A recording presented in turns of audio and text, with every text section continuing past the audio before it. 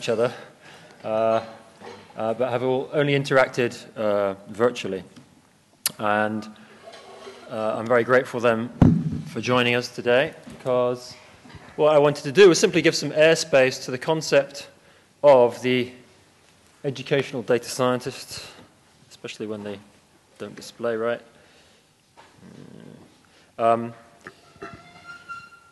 lot of the skills we're seeing demonstrated at the conference here requires a particular kind of skill set and way of thinking, working with data, and I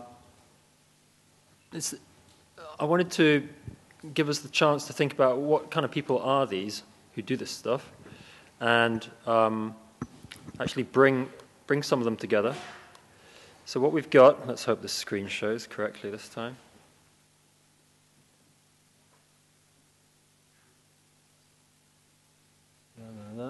Yay. All right.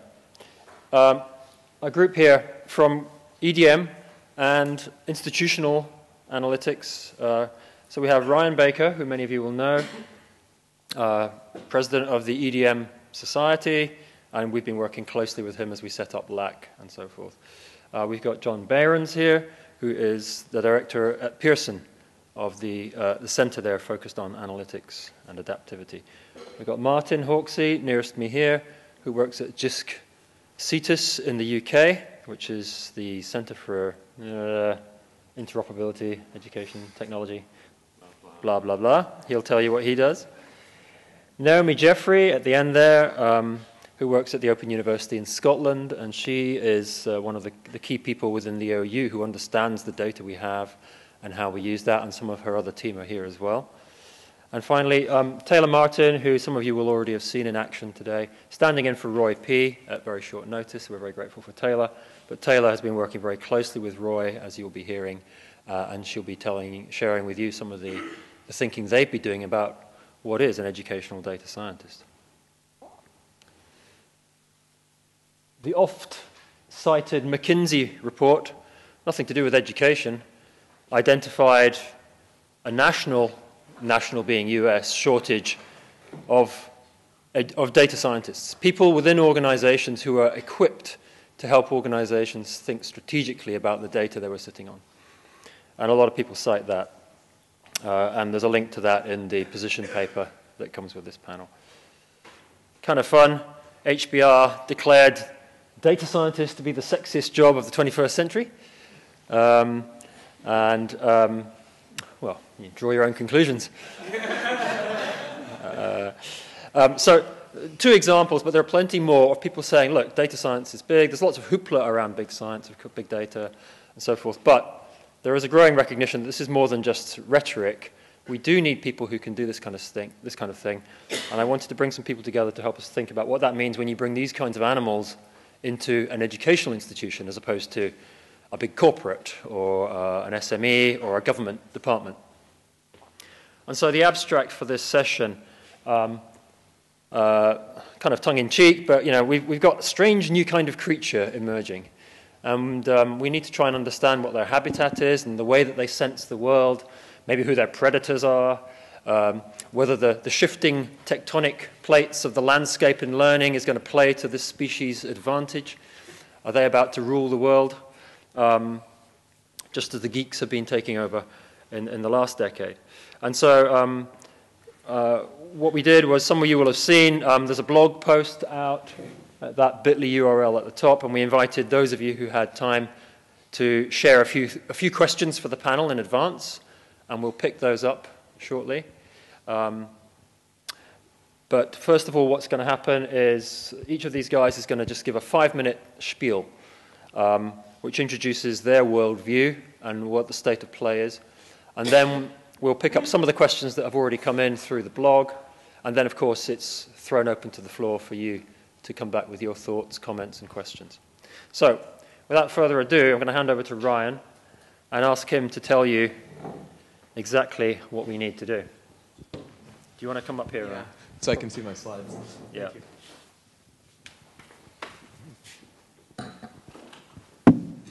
Is this one on? Yeah. So we need more education data scientists. I think the evidence is clear. They're in demand. They're sexy, apparently, which is good to know. So first of all, there's increasing demand in industry. Who here in industry has hired somebody who's an educational data scientist recently or is about to? Awesome. And there's increasing demand in academia. North Carolina State just hired 2. Teachers College Columbia just hired 1. I was very happy about that. Tel Aviv just hired 1. Memphis just hired 1. Wisconsin just hired 1. WPI just hired 1. And the list just goes on and on. We can just keep going. Great places. This list is all North America pretty much except for Tel Aviv. But that might just be because I don't know what's going on in Europe. I hope Europe is going to be doing the same thing. So raise your hand if you're at a university and you just hired 1 or you're about to hire 1. Awesome, and I see some Europeans, so that's fantastic. Right. So ask how many are going to rebrand themselves as 1. that sure. Raise your hand if you're going to rebrand yourself as 1. So this really amazes me compared to just 2 years ago. I mean, the change is I don't even know the word, huge. And one thing I'd like to say, and I believe it, not everyone might believe it, is educational data is special. It's not exactly the same as other kinds of data. Just like there's been a place for departments and groups in bioinformatics, in chemical informatics, and in other areas, we're going to need more and more folks who are specialized to fill all this demand. And so we need more grad programs specialized in this. Teachers College, we're creating a master's program in learning analytics. First iteration just came out. There's flyers outside. If you have bright undergrads or friends who want to do a master's in learning analytics, tell them to come to us. Or tell them to go to the great folks over at Carnegie Mellon or WPI. And if there's other places, let me know about it because I'd like to know about all the programs. So anyways, lots of cool stuff going on. Okay, thanks very much, Ryan. Next up then, I'll ask John to come tell us what's going on in his world. Thank you. First, I want to make a comment about the last session. I go to both EDM and LAK, and there's 2 commonalities that we didn't touch on. One is Pearson sponsors them both. Second is both groups are really, really nice people. So, yeah, so what am I doing? Just hit the right arrow. The right arrow, okay. Presentation. Being from a corporate environment, I don't talk without slides. Pearson's not really so bad that way, but it's still my habit. So it's after lunch. I thought we'd play some games. So the first game is I'm going to show you a picture. As soon as you recognize what it is, I want you to raise your hand. We're going to try the British method and not cheat. None of this CSCL stuff, okay? This is this British testing. Okay, when you know the answer, raise your hand.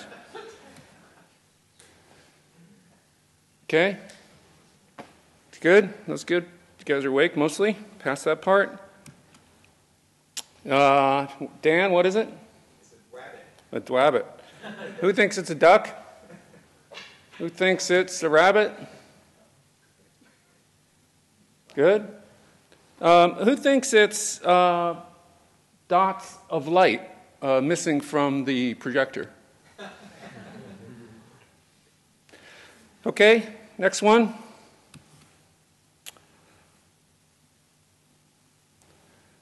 Are these words data? If you think it's data, raise your hand. If you don't think it's data, raise your hand. If you think it's data, in what way do you think it's data? Do you think it's data because it's pieces of light that are getting to your eyes? It's sense perception. Or do you think it's data because it has a hexadecimal textual representation that we can move around, and we think of it as letters? Or do you think it's data because it's computable? Now, I'm a business guy. I make stuff. I lead teams that make stuff. I also publish, so we got the wide angle. But in the context of making stuff, I think it's important to think clearly about what we think we're doing. And so in my blurb for this session, I talked about the importance of thinking philosophically as a scientist and as an engineer. Let me talk about a couple things that makes me crazy. Looks cool. What does it mean? I see this all the time, some complex 4,000 node network. I don't know, says the data scientist who thinks they're a scientist. They're really a data technician. Looks great at a high level. How have you explored it and tested the assumptions? This is what I say to the folks I meet. And the non-data scientist, data jockey, says, what assumptions? What are the relevant issues in this area, being the domain that we're trying to study, learning or education and so forth? Ask the SME, I'm just the data person. This is not a scientist, this is not a philosopher, this is not a generalist, this is a technician. Does it really make sense to get that result? I don't know, it just came out that way. The computer did it, right? It's not my fault that it doesn't make sense.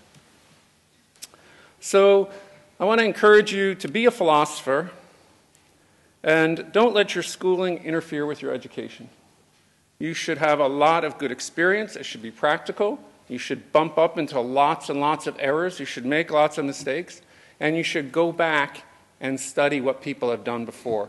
In the earlier session, there was a discussion about, are we reinventing the wheels? Quite frankly, I see a lot of wheels being reinvented. Some of the communities left out of the conversation, for instance, are psychometrics, which of course have their own biases, but also have their own successes. The educational statistics community is a large community that's represented, for instance, in AERA, American Education Research Association, and other venues. The educational statistical community, of course, has its limitations because of some alignments, but some of the models that were talked about this morning, for instance, hierarchical Bayesian modeling, has a long history in that field. So there's a lot of communities that aren't even represented here that have a lot of history to bring into the discussion.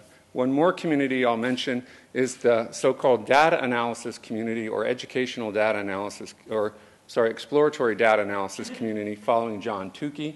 Tukey led to a lot of the work that we see nowadays, and including visualization, robustness, and so forth. One example there is we often hear of the data scientist as a new term recently invented, but Bill Cleveland, who was a student of Tukey's, actually wrote an article about it in the International Statistical Review in 2001, laying out what the education of a data scientist would be from the statistical community. So question assumptions, and thank you very much.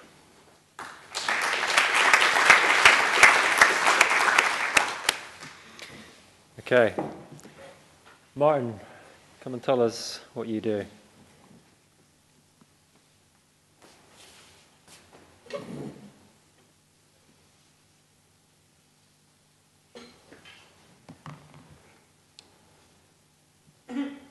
Oh, sorry, we'll get there.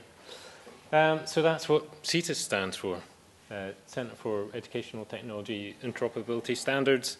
It's a UK national innovation centre supporting further and higher education.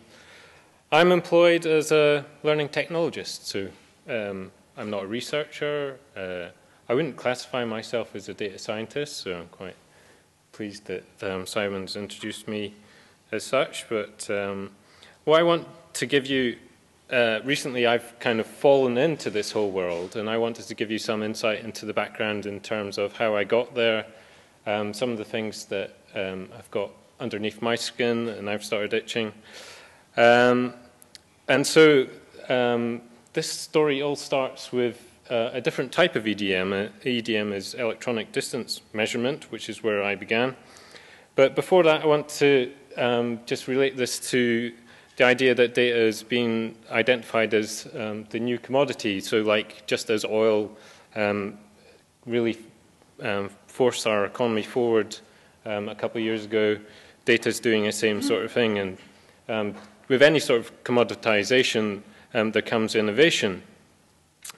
And That's where EDM comes in. My dad was actually a pioneer, an innovator in EDM as electronic distance measurement. And this is a picture of an oil platform, and this is an oil platform that I used to work on. I worked on this platform in 1997. And this platform's it's in South Shields. It's a production platform, and it's currently being, well, at the time it was being refurbished. I lived underneath the helipad, which was very nice. And just to the left, there's a big tangle of pipes. And this is the production side. So this is where oil has come up from the wellhead. It needs a bit of production done to it and shipped off back to shore. And it's a very complicated tangle of mess. There's a lot of critical systems in there.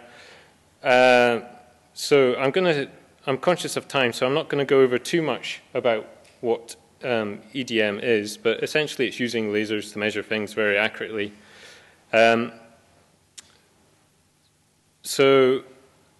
Which is all very nice, but I quickly realized I was at university, and working on that platform actually paid for my education for 2 years. I graduated with a degree in structural engineering, and I went on to work for a company called Data Converters, and you're probably thinking, finally, he's talking about data. He's getting to the point. Unfortunately not. Data Converters was a company that converted Word documents, so learning material marked up in Word documents, into HTML. Very exciting stuff. And so I worked there for a couple of years doing that sort of thing. But one of the great things it taught me was to look at source code. So I knew my way around HTML, and that's a complete godsend for me now, because it means I can look at websites and I understand how they're constructed. I can understand essentially the building blocks of the web, which is very useful. So this was all very nice, and then I decided to go back to university, and I studied multimedia and interactive systems at Napier University. And when Simon asked me to do this talk, I had a recollection of something that happened midway through the course, which is very poignant, actually. Midway through the semester, my tutor decided to email everyone the current class grades, and they were all anonymized, so they were just using matriculation numbers. But I got this spreadsheet, and I thought, well, actually, if you put in the matriculation numbers into the university webmail, it actually resolves, and you click check name, it gives you who that person is. So I did that. I found out where I was positioned in the class. I also did some very simple conditional formatting on the grades to work out whether or not I was going to get a distinction where I sat in the class. I employed some of my Java skills, which I'd learnt in the semester before, to merge all this together. And I was quite surprised and pleased to see I was at the top of the class, and I eventually graduated with distinction. I got the university medal, all very nice. So you're thinking, oops. Yes, you can stop, thank you. We'll go back one. That's all very nice. And then graduated, got a job at Document Intelligence. Now you're thinking he's going to talk about educational data mining and blah, blah. No, it was a scanning company. We scanned physical pieces of paper and then indexed them. But finally, I get to some of the meat of this. I went and started a job as a learning technology advisor at university, which I did for a couple of years. It was very useful, coal-face stuff. I'm the donkey on the left. It was very useful to see how students and staff responded to the pressures that they were getting from the top, from principals, and from underneath, from students. And I was actually fortunate to be involved in some very innovative projects, including a £1 million project I was looking at redesigning e-assessment. And it was towards the end of this project that I started really getting interested in the innovation side. And then in 2009, I came across this guy, who I'm sure quite a few of you recognize, Dr. Tony Hurst at the Open University. And I was just blown away with what he was doing with data. He was making it do trips and flicks. And from him, I learned, look for the feed, find the data feed. You can do very impressive stuff with the data feed. And that's what I started doing about 2 years ago. Google Spreadsheets developed enough that you could do some interesting stuff. I could pull data out of various social network sites. I could pull data from feeds. I could combine it together very quickly in spreadsheets and tell things to people that interested them. I started looking at, Tony started using Gephi to visualize stuff, so I put the 400 million nodes into a diagram and put it onto a screen. But people like that stuff. They love it in presentations. But you know, there was deeper analysis going on behind the scenes. And now, last week, I've started helping with a massive open online course called Octel, and this is the platform that I've developed. And so this is a combination of a couple of years of sitting, watching people do other stuff, and then deciding, you're doing it all wrong. This is how you do it. So I reinvented Google Reader inside a WordPress install. I start pulling data from different social network sites. I start categorizing and giving counts for things. I start distributing newsletters to people that give them the relevant information of what's going on. And I make very nice bubble diagrams as well that people find interesting and useful. So, conclusion. Hopefully I've tried to convey that to get to the point where I am today has required a lot of creativity and thought. It's required curiosity in terms of what's out there, and playfulness. I'm quite happy to make my mistakes out in the open. I do that on a regular basis. And so that's how I got where I am today. Okay. Thanks very much, Martin. Okay, so that's a glimpse into the journey that somebody has had to get to this point. Naomi, come and tell us a bit about what you're doing. As you can see, I don't have any slides, I just have some notes. Can the people at the back hear me? Yes? Cool. Okay. I'm quite good at organising data, but I'm quite appalling at organising myself. So I've got handwritten notes, and I'm probably going to deviate from them quite a lot. I'm afraid I don't have any slides, so you're going to carry on looking at the picture of me. Sorry.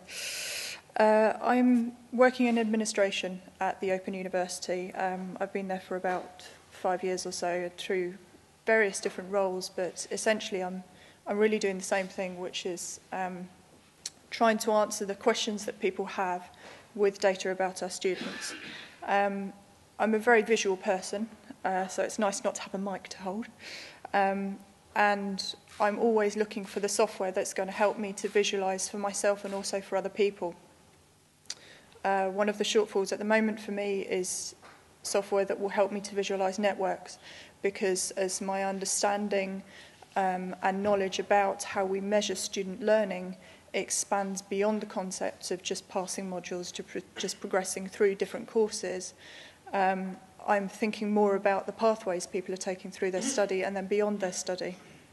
And that gets very complicated very quickly, and I need to be able to try and picture that. So network visualization software is something I'm on the search for at the moment.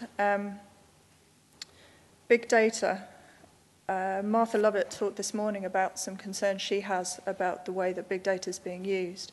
And I find it really exciting, but at the same time quite frightening, because I hear some of the ways people are talking about using big data, and there's no underlying robust modelling that they're using. And I think that's one of the places where the role of the educational data scientist can really show its value, because I think the role crosses from exploring the data in the beginning, which is what a lot of people are doing with big data and getting really excited about what they can see, the patterns that they can see.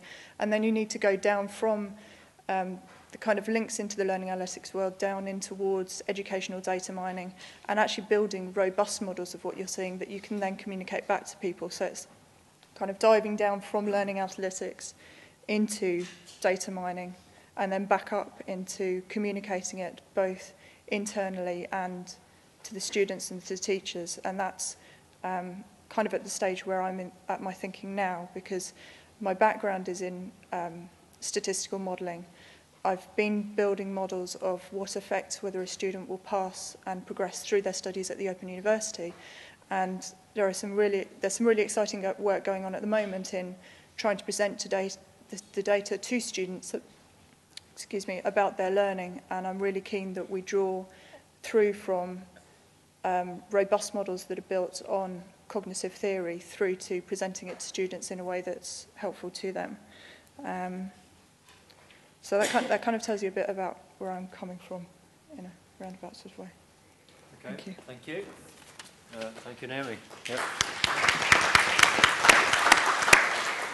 Okay, and last but not least, Taylor, would you come and tell us a bit about what's been going on? I also have no slides, just notes. So obviously I'm not Roy. I don't think we look much alike, though we've spent so much time on the Learning Analytics work group this year that maybe it's starting to happen. I don't know. I'm not going to try to represent kind of his piece of his beautiful, elegant philosophy, because I never could do that. So all I'll do is try to share with you some of what we've done with the Learning Analytics work group this year on thinking about the future of educational data science and building the next generation of educational data scientists. And also try to think through it as some of it is, in that work, I spent a lot of time talking to students who are currently trying to create their own data science careers. I mean, they're trying to create their programs inside their institutions. And then also, those of us like myself who are cognitive psychologists who came in and said, I can't answer a lot of the questions I want to, and I'm going to start learning a different methodology to do it. So some of the things that I always think about is that we really do want to, and this relates a lot to what Roy and I have been working on with law, that we have sort of a lot of aspects. We have cognitive, we have the contextual aspects, we have the design aspects of whatever environment we're working with, because very often right now for educational data science we are working with online environments or computerized environments of some sort, because clickstream data is our easiest big data target. And that this is going to be an interdisciplinary critter for quite a while. I don't know, and I was at Strata this year, and they have, so we're not the only ones asking these questions. Education is not sitting here and being behind real big data. I mean, this was a huge topic at Strata, which is the business conference on big data. Their big thing is, where do we get these people? And like what we've come to with law, a lot of what we agree on is it's really about if they can ask good research questions with data, and then answer them with data, of course, et cetera, et cetera. But if you don't start with some research questions, and then it's going to be really hard to interpret what you got at the end. And this seems to be, in agreement across a lot of different communities I play with big data, and it's certainly the case for me, and that's what drives a lot of what I do, is being able to answer some research questions that I couldn't before these methods. So we're going to have to collaborate, we're going to have to all work together, we're going to have to play nice. We're also, in my mind, going to have to play nice with some people like industry that tend to get not represented at, conferences, because we're all academics. And we're going to have what Roy called a clarion call, and I'm liking that, for universities, governments, philanthropists, industry, all to contribute to, generating these programs. It might be internships, it might be whatever, but opportunities to develop these collaborations that will build the next generation of data scientists. And so, just to finish up with the pitch of this year's first annual, what I still am calling Big Data Summer Camp, even if the official name is Learning Analytics Summer Institute. And I'm sure many of you are coming, and if you're not coming this year, we hope you're coming next year. But this is somewhere that we'll be bringing together all these folks, doctoral students, folks who are in the field. And the model is really something building off of cognitive neuroscience and how they created themselves. They all got together every summer for a week and did train the trainers. And same thing, half doctoral students, half professors in the field already, and folks who knew about MRI came in and taught folks who knew about cognition, and back and forth. So it's going to be that kind of back and forth, and we hope to kick that off this summer and look forward to seeing many of you there. Okay, right, Dan, can you remind me when our stop time is? Because our schedule's all gone wonky, hasn't it? 10 minutes later. Okay, so we're finishing at when? Okay, you tell me when you've calculated that algorithm. Okay, right. I'm going to start by, is Chris Brooks here? Chris.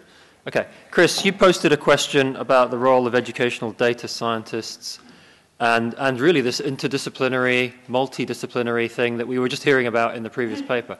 Do you want to just frame that question directly? I don't remember which question. All right. Ask one of the questions you've asked, because you were hugely generative. I like to talk. Pass the mic along, whoever wants to speak. I guess one of the questions I'm interested in, and it does come from the previous talk as well, is interdisciplinary versus multidisciplinary, and where our educational data scientists should be coming from. And should we be creating this new breed that has new methodologies, new techniques, and trying to employ that? Or should we be focusing on building teams where we take computer scientists, data mining people, infoviz people, and educational psychologists, cognitive psychologists, etc. And so as we start building these programs like have come up at Teachers College in Columbia and WPI and so forth, what should our focus be on? Teaching people how to work well in a multidisciplinary environment, or teaching people to be interdisciplinary thinkers? Okay, anybody want to take that? Yeah.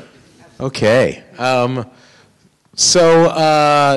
Both. I think that we need to teach people how to work in interdisciplinary, multidisciplinary groups.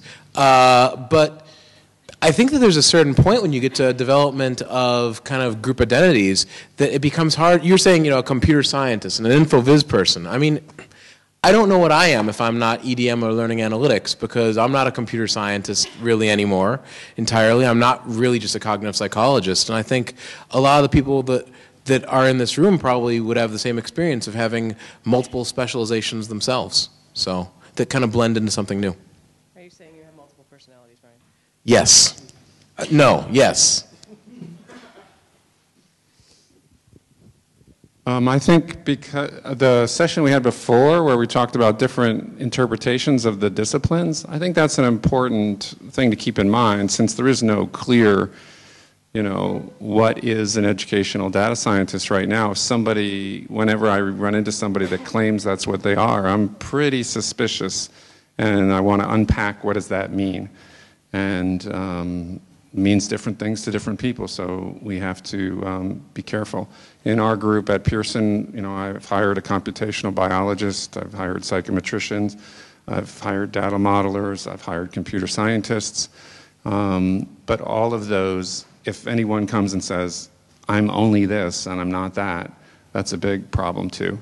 It gets back to the idea of drive for first principles. Another area that you mentioned, infoviz, but even infoviz, people approach it from a computer science perspective, people approach it from a communicative perspective, other people approach it from an art perspective. I've seen advertisements for data artists, and I think that's part of the ecosystem we need to be aware of too. Okay. Anyone else want to comment on that? You're nodding away, Naomi. Go on. I guess I would just add that I think a background in science is important, because it frightens me that a lot of the work that I see being done on data now is coming out with very pretty things, but what's the meaning? And it looks great, but is it repeatable? Is it robust? And I think you need a good understanding of data analysis to be in a team of educational data scientists.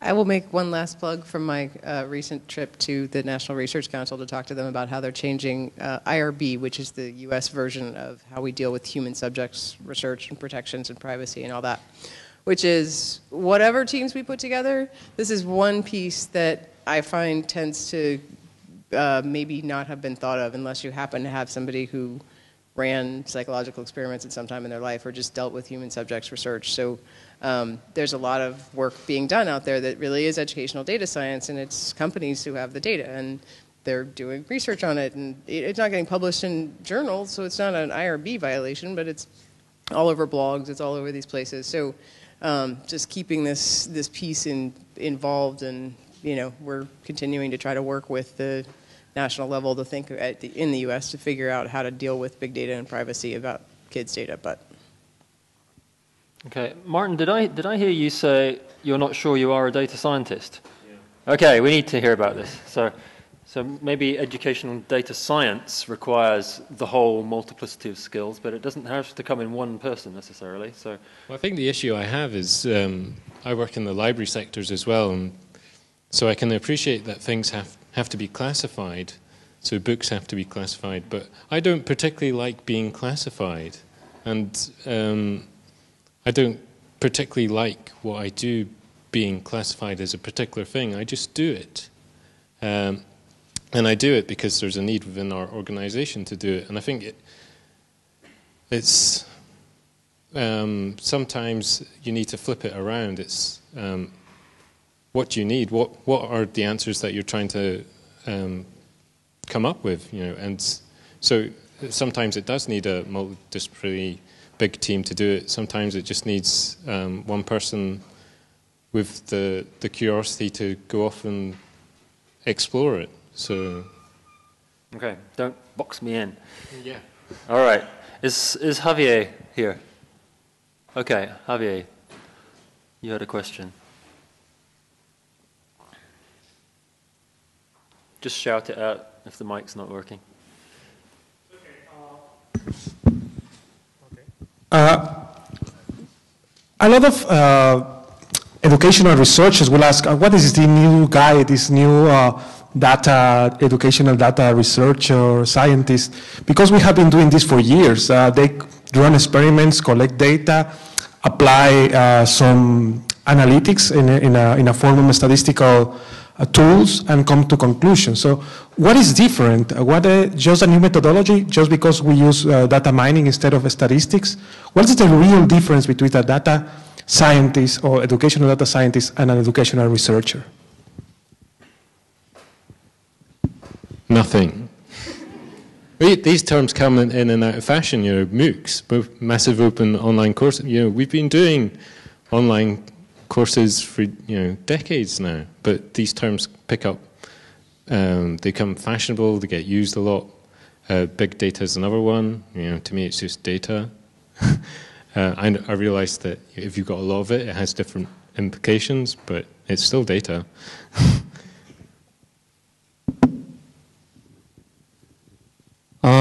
So my original tradition is educational statistics and educational psychology. I think there's a number of big changes going on that, for me, it's okay to have different names for. The big change is there's a digital revolution going on right now.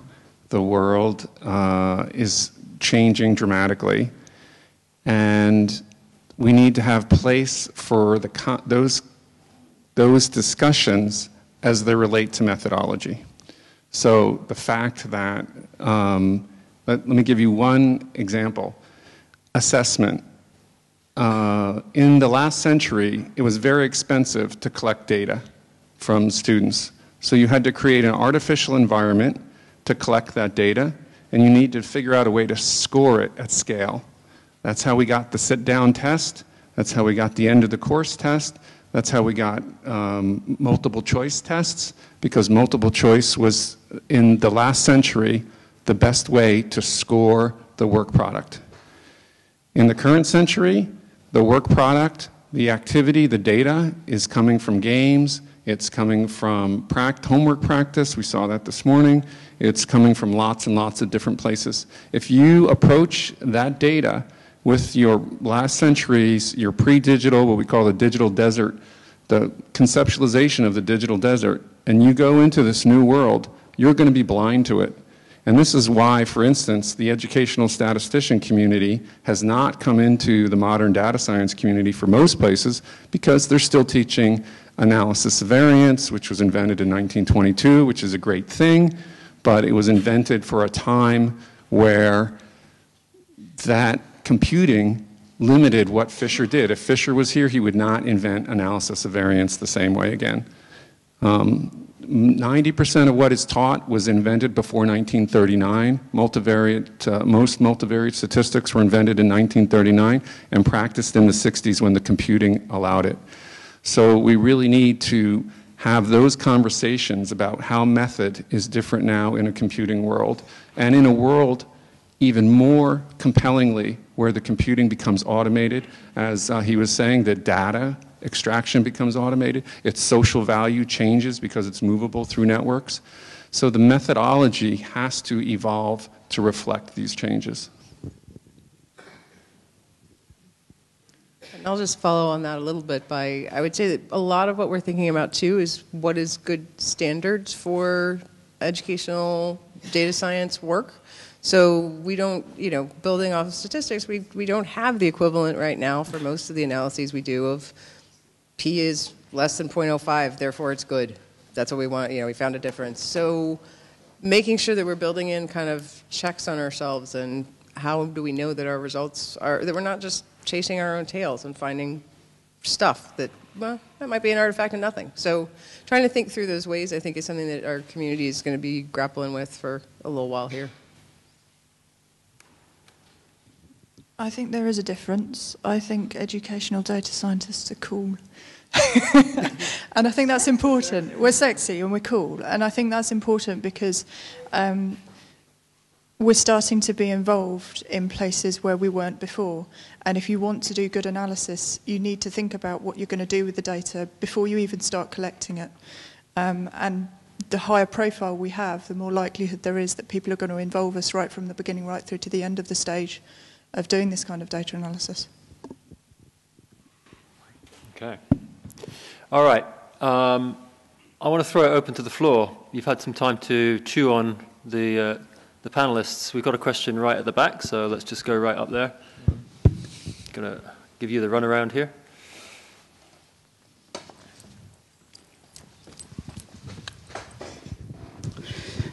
Yeah, thank you. One comment and a question. If you look at the McKinsey report was mentioned with the big data, particularly in the US, there's also master's programs in business schools that are created now in predictive analytics, right? Predicting when a consumer will buy something or some such. There are 6 or 7 master's programs being created. And the data science logic is the same. Between, if you make a rough analogy, there's lots and lots of data, that's marketing research or some such. So my question is also, if the predictive part that we see in learning analytics, for example, prediction of failure and doing an intervention, a provocative thing to say is, but where is the socio-cultural aspect, where are the policy questions? Because I would say, again, to be provocative, the motivation of the student and the socio-economic status of the student would more or less predict the educational outcomes in the long run, right? Or even lifetime earnings. So what is it? So I want to address the prediction part within data science, or educational data science. How is it different to predictive analytics in business or some such? Do we know more about learning? Or, yeah.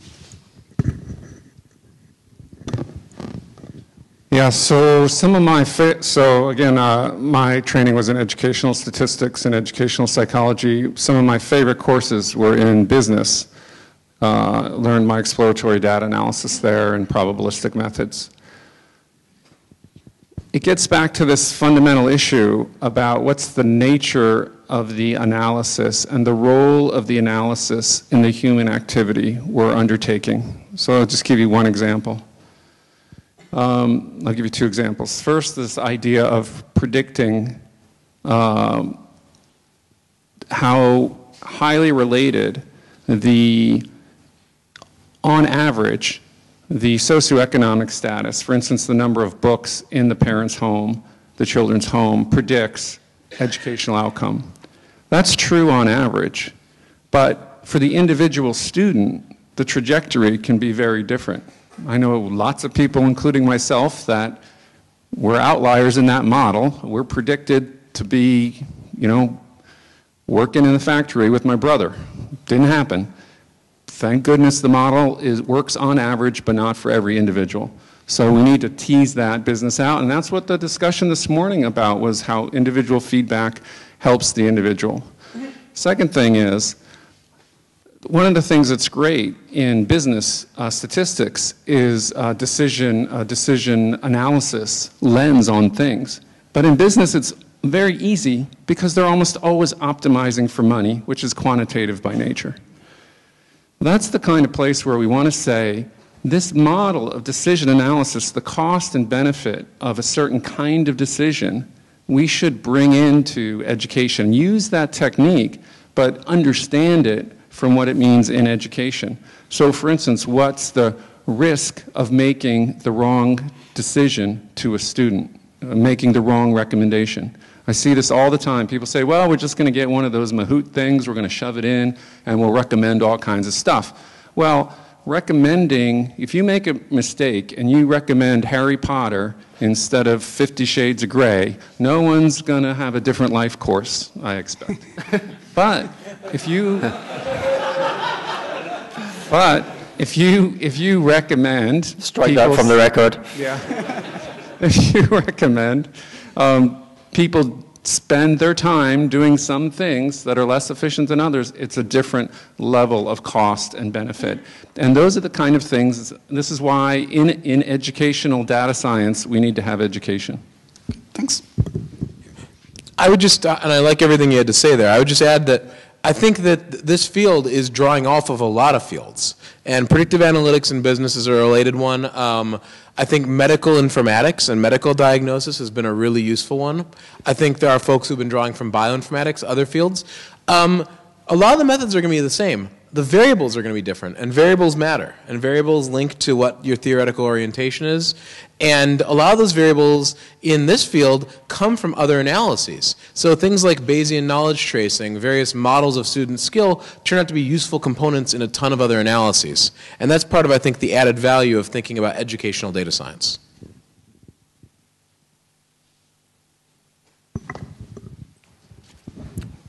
Hi, my name is Jelte. I'm doing research on special needs, dyslexia specifically.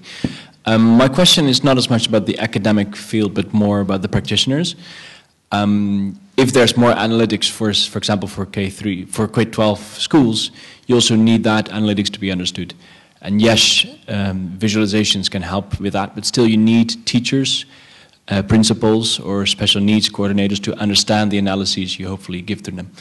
My question to the panel is, who they think on the ground in the practitioners' real life world should be equipped with sort of more knowledge of how to read data and interpret them for the day-to-day students. Thank you. Okay. I guess as the teacher ed person here, having taught math methods for pre-service elementary school teachers for many, many years, we're working a lot with that question, and I think there's a lot of dashboards out there. There's certainly a lot of commercial dashboards out there. Administrators have to have it because they have to figure this stuff out, and we have to figure out a way to get that information to them, but it really needs to be incredibly clear. Because we're not, at least in the U.S., I don't know about the other countries as much, but at least in the U.S., we're not going to cram anything else into the teacher ed program. They're already not, they don't have enough time to learn what they need to learn. So I think it's really on us at the moment to make the ways that those data are represented for teachers as, and I guess I specifically focus on teachers, and because I'm more interested in the day-to-day, while a kid's playing a game, I'm the teacher, I sit down at the end of the day and I can see what my kids did in all of these different areas and have that visualized for me and linked to a set of standards, whether it's Common Core or whatever it is, but a set of standards that I'm responsible for. Because that's really what it comes down to, is what are they responsible for and what does your tool tell them that got completed. So I think we're working on that. There's not enough research on it right now to know that balance, in my view. I think one of the great contributions going on, slowly moving its way into education, you see it some here at LAK, is the tradition of human-computer interaction and the analysis that goes on there. Because, the old model was the psychometricians made a test, and they made the score report, and they made it accurate. And of course, there's legal implications there that they have to, do risk prevention around. But then it just went to the teacher. And I think the whole idea of human-computer interaction, whether it's for paper-based things or real computers, is an important set of analyses, things like activity theory and interaction design. So I think different stakeholders are going to have different needs, but I think that's an important concept that we work through.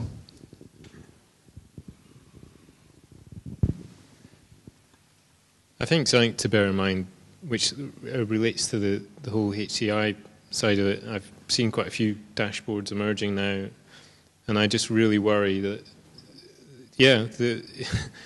if you need to sit down a practitioner and educate them for an hour, several hours on what the dashboard is actually telling you, then the dashboard is wrong. You need to go back to the drawing board. Another emerging thing I think we're potentially going to see more of is more personalization in terms of how people control the way that data is presented to them. So I was invited to look at some of the Thomson Reuters stuff, who do big stock exchange data analysis and presentation. And it's very much about individual customization. They want to give brokers the opportunity to pull out the feeds of data that are most useful to them, presented in a way that's most useful for them in a configurable dashboard that works for them. And I think we're going to hopefully see a lot more of that in the future. Okay, question down at the front. So up there. So David Schaefer from the University of Wisconsin. If I may jump back a question, we were talking about the difference between economics and education, and then there was some discussion of medicine as well.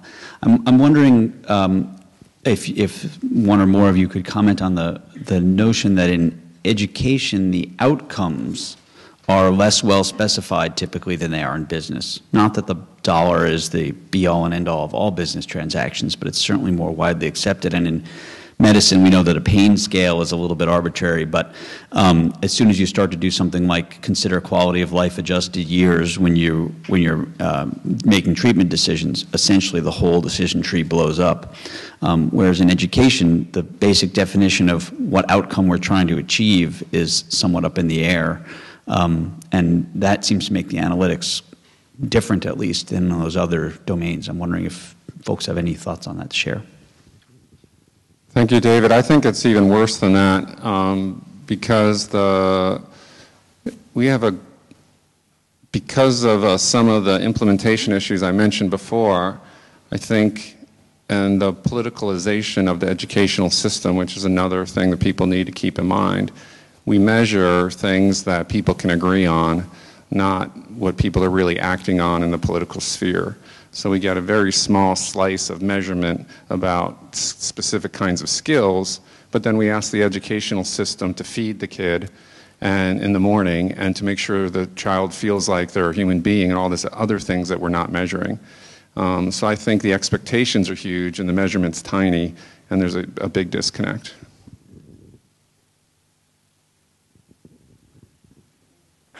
Okay, down at the front here. So that wasn't Pearson policy, that was my ideas, just saying. Strike that from the record. Hi, Jan Plass, New York University. I have a question that goes back to the issue of accountability that we see in US schools for sure, and I imagine here in Europe as well, where we think about the students in the schools being accountable to someone in terms of their learning and learning outcomes, and that has been a lot of what has been addressed. I'm thinking that this unidimensional construct of accountability toward the school and the student might be reversed by data mining actually toward the provider of the materials that have been used in the school, thinking textbooks, thinking any other materials. And I was wondering if the panel wants to riff on that whole idea of that is a huge shift that learning analytics and data mining can provide in terms of who is accountable for what and how the materials that we provide are under much more scrutiny now than they have been a while ago, and how efficacy trials that we put with millions of dollars into schools can be replaced by data mining. Love to hear your thoughts on that.